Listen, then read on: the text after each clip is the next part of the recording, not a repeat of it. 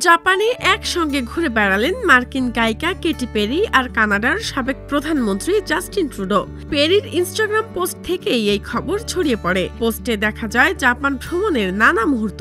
এক ছবিতে Katie peri ও ট্রুডোকে গাল ঠেকিয়ে হাসি মুখে পোজ দিতে দেখা গেছে। আর এক ভিডিওতে দুজনকে একসঙ্গে খাবার খেতে দেখা যায়। এসব মুহূর্তই সামাজিক যোগাযোগ মাধ্যমে আলোচনার জন্ম দিয়েছে।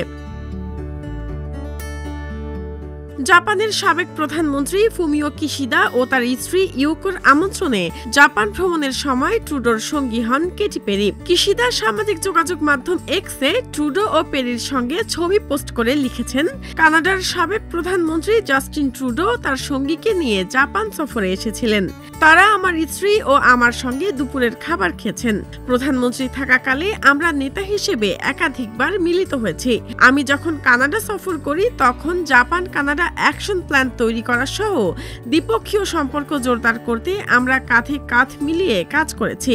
আমি আনন্দিত আমরা এভাবেই বন্ধুত্ব বজায় রেখে চলেছি। পেরি ও ট্রুডো প্রথম জনসমক্ষে জুটি হিসেবে আসেন গত 25 অক্টোবর প্যারিসে গায়িকার 41তম জন্মদিনে। তবে তারা প্রথম একসঙ্গে ধরা পড়েন গত জুলাইয়ে কানাডায় তাদের কুকুরদের নিয়ে হাঁটার সময়। সংবাদ মাধ্যমের খবর থেকে জানা যায়, কানাডার সাবেক প্রধানমন্ত্রী তাদের মন্ট্রিয়লের দেখা সাক্ষাতের পর থেকেই পেরির মন জয়ের চেষ্টা করেছিলেন।